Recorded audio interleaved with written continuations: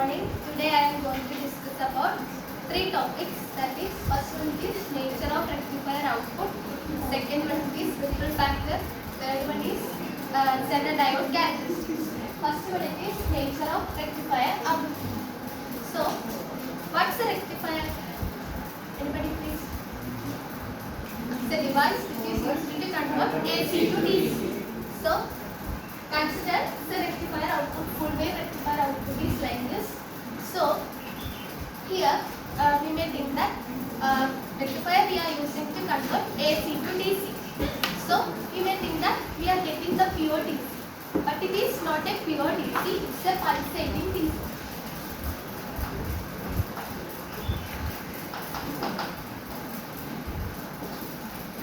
The pulsating DC.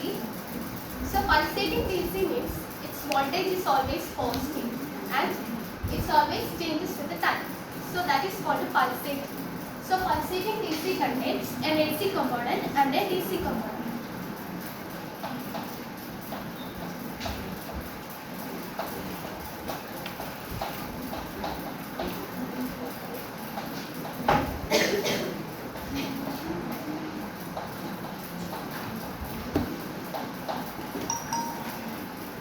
Rectifier we are using to convert AC to DC. So you may wonder about how it's possible because we are already converting into DC. So still it's having an AC component. How it's possible?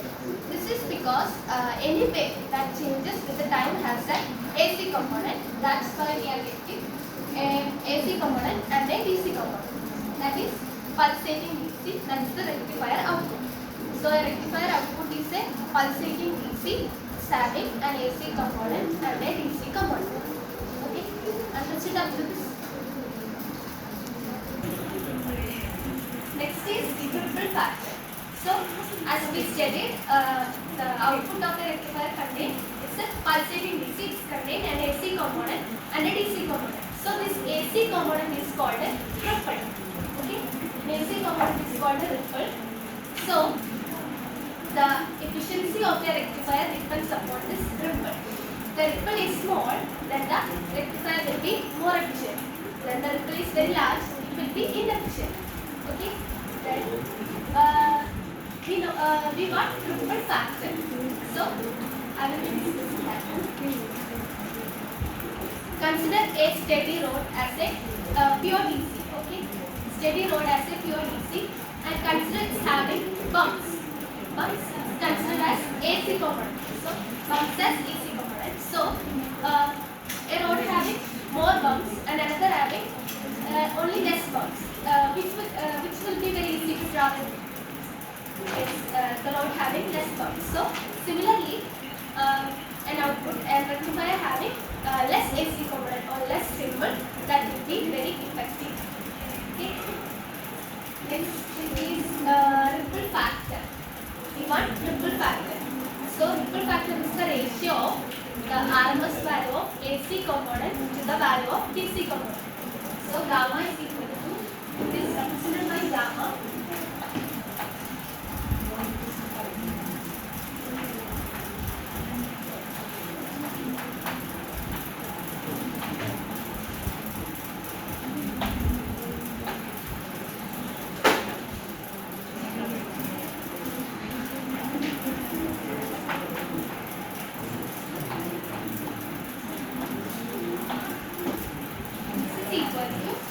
Gamma is equal to RMS value of AC component divided by the value of DC component.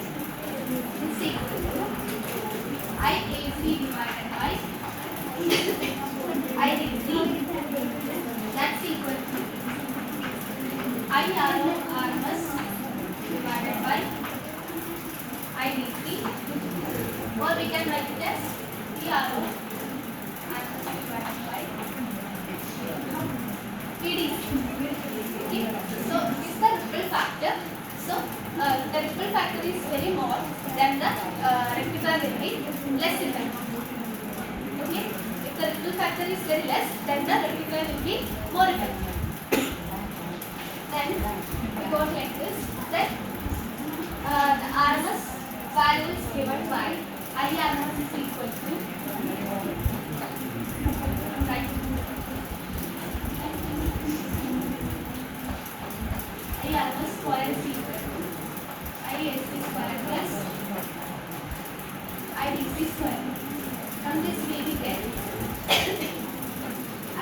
square is equal to I RMS square minus IDC square. Then IAC is equal to root of I RMS minus IDC. I RMS square minus IDC square. Okay. Then we got like this. Then I am dividing by IDC. Then we will get IAC by IDC is equal to 1 by IDC into root of I RMS square minus IDC square. We know that IAC by IDC is equal to gamma. Okay. Then gamma is equal to 1 by IDC into root of I RMS square minus IDC square. That's equal to, that we will get I RMS by IDC the whole square minus 1. So I RMS by IDC the whole square minus 1. See, that's the equation for gamma. That is triple factor. Okay. Then for halfway rectification, so we got gamma is equal to I RMS by IDC root of I RMS by IDC the whole square minus 1. So for halfway rectification,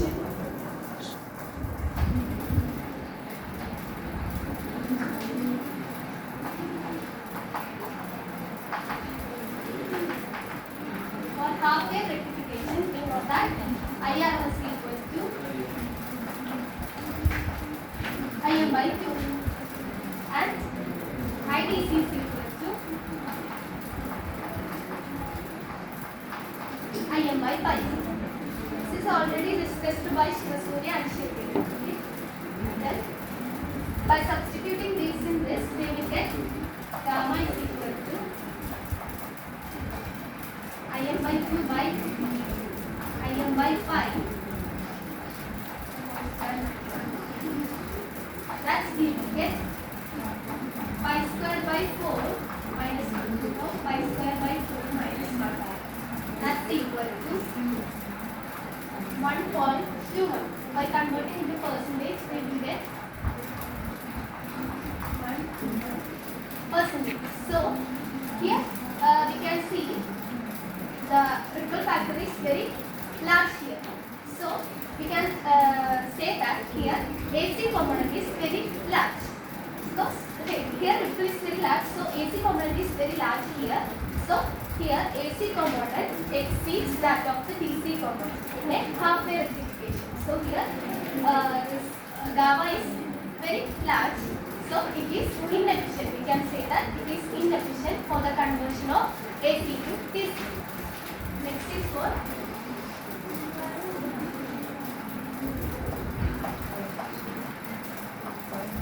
this inefficient. Next is for full wave rectification.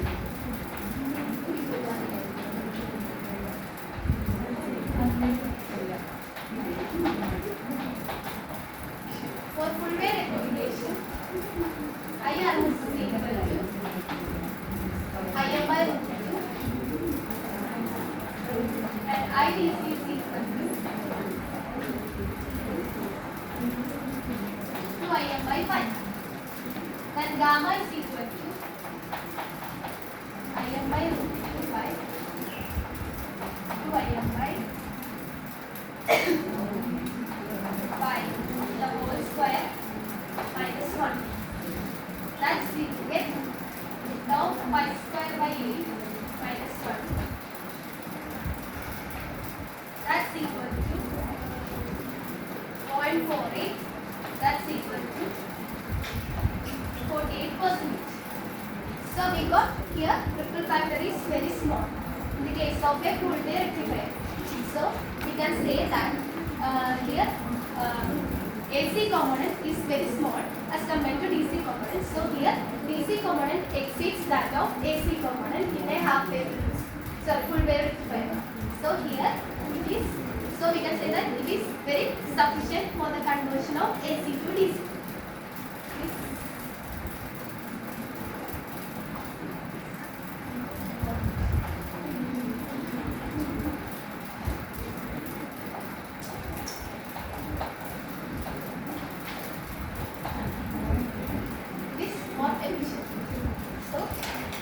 Compared to half wave rectifier and full wave rectifier, as the comparison between half wave and full wave rectifier, full wave rectifier is more efficient. So we can use full wave rectifier for the conversion of AC to DC. After this is clear, let's move on to one problem. A power supply A delivers 10 volt DC with a ripple of 0.5 volt RMS, while the power supply B delivers 25 volt DC with a ripple of 1 millivolt. Which is better power supply? This is the question. So, lesser is the ripple, then the power supply will be more efficient. So, we can do this. First one is power supply A.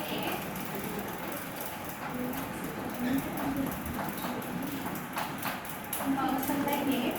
Here it is given that the voltage VAC is equal to VAC RMS is equal to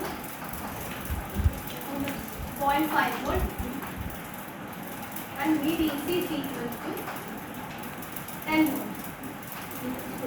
So from this we can calculate the ripple factor gamma is equal to, that is VAC divided by VDC, that is equal to 0.5 divided by 10. Then I am converting into percentage. You can read it. 5%. For power supply B,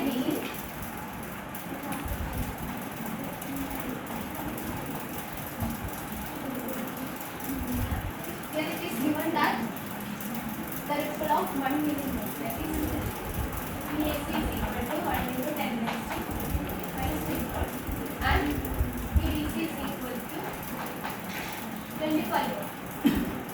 Then gamma is equal to 1 into 10 raised to -3 divided by 25. Converting into percentage,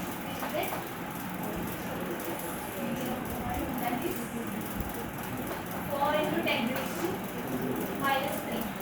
That we can write as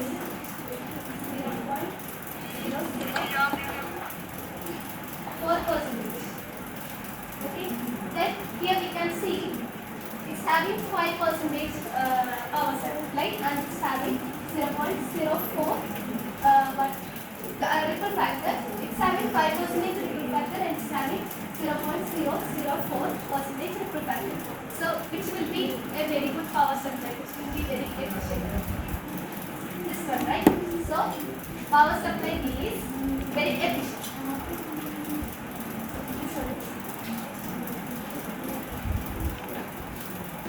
So next topic is Zener diode. So Zener diode is a diode which operates in the reverse breakdown region with a sharp breakdown voltage is called a Zener diode. Okay, having reverse, which operates in the reverse breakdown region.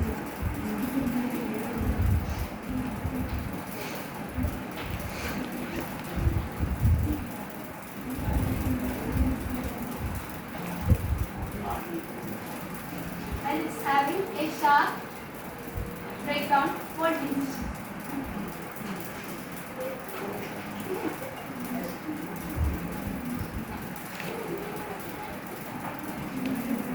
Zener diode is an ordinary PN junction diode, except that it is heavily doped to increase its conductivity.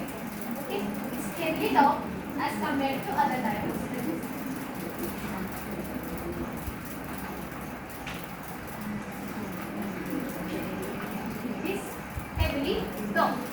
So, I will take the it's an ordinary ordinary PN junction diode, except that it's properly localized to have a very sharp and almost vertical breakdown. It's exclusively operated under reverse biased condition. So, Zener diode is like a normal PN junction diode. So, in the forward biased condition, it acts like a normal PN junction diode, normal semiconductor diode. But in reverse biased condition, it will conduct or allow electricity. But normal PN junction diode doesn't allow, right? So, it allows electricity to pass through that. That's the specialty of Zener diode, and it's having a sharp breakdown voltage. It's having a very sharp breakdown voltage. That is the characteristics of Zener diode, and it is represented by this. Next set. Okay, it's the representation of a Zener diode. So it is invented by the American scientist, American physicist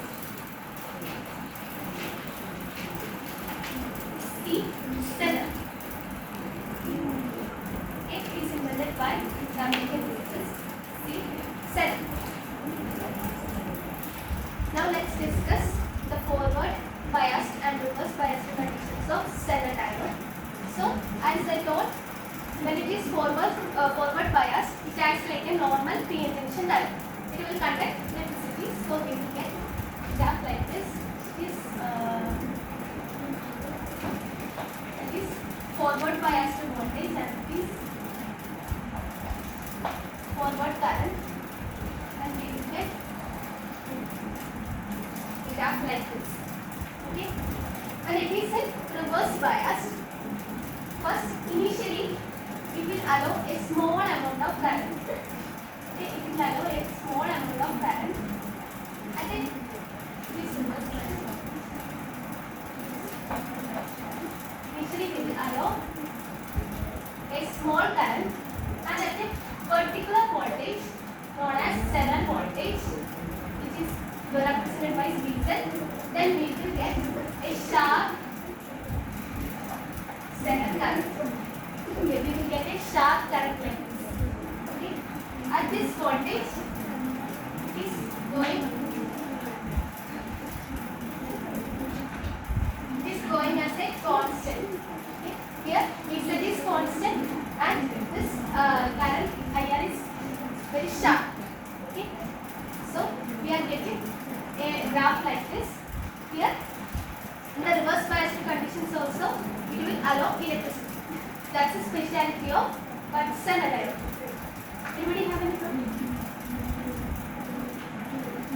So, this is Zener diode. Zener diode we are commonly using in reverse biased condition because it conducts electricity in reverse conditions, right?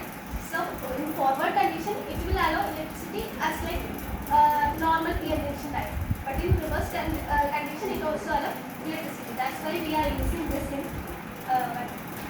reverse biased conditions. And I will read some characteristics of Zener diode. A Zener diode is like an ordinary diode, except that it is properly doped so as to have a sharp breakdown voltage. Is that all? It's heavily doped. Okay. Then a Zener diode is always reverse connected. That is, it's always reverse biased.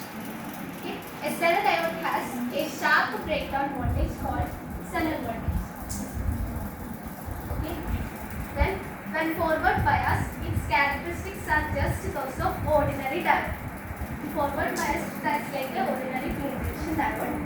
The Zener diode is not immediately burned. This is because we are heavily doping the Zener diode.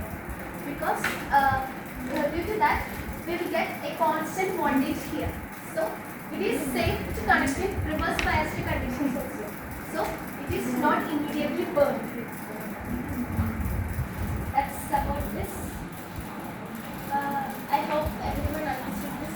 Anybody have any doubt? Anybody have any doubt? You want more problems of I will pause in the video. I I hope all of you understand. Thank you.